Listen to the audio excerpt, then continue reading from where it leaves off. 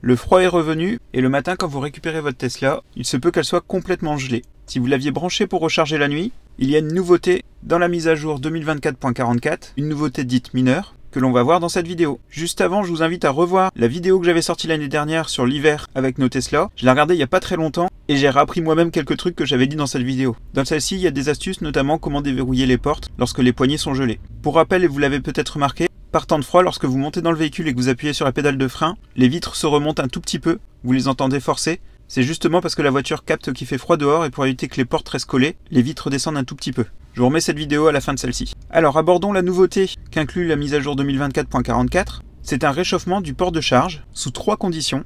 La première condition est d'activer le désembuyage arrière. En l'activant, vous activez la réchauffe du port de charge. Tous les véhicules ne sont pas équipés. Les véhicules à partir de septembre 2020 l'ont forcément et les véhicules produits avant peuvent éventuellement l'avoir, mais c'est plus rare. La deuxième possibilité d'activer le réchauffement du port de charge, c'est d'activer par l'application mobile le dégivrage du véhicule. Lancer la ventilation seule ne lance pas le dégivrage du port de charge. Donc il faut bien aller dans le menu, cliquer sur dégivrage du véhicule. Et enfin la dernière solution, mais c'est pas celle que vous allez utiliser le matin quand vous allez vouloir partir au travail, faire vos courses, déposer les enfants, puisque cette troisième solution est l'activation du préconditionnement. Alors sur Tesla, on ne peut pas l'activer par nous-mêmes, il n'y a pas de bouton pour pouvoir l'activer. C'est lorsqu'on rentre une destination dans le GPS et qu'il prévoit un arrêt de supercharge. On peut également l'activer avec des accessoires comme les sexy boutons, mais ça c'est pas d'origine. Lorsque vous arrivez pour la supercharge, le port de charge est déjà chaud pour accueillir la charge maximale. Pour information, certains véhicules auront l'option dans l'application Tesla directement. Dans Contrôle, ils auront un onglet Service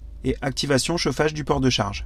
Il n'y aura pas beaucoup de modèles qui auront le menu dans leur application. Apparemment, les modèles X 2024 l'ont et certains modèles Y 2023 et 2024.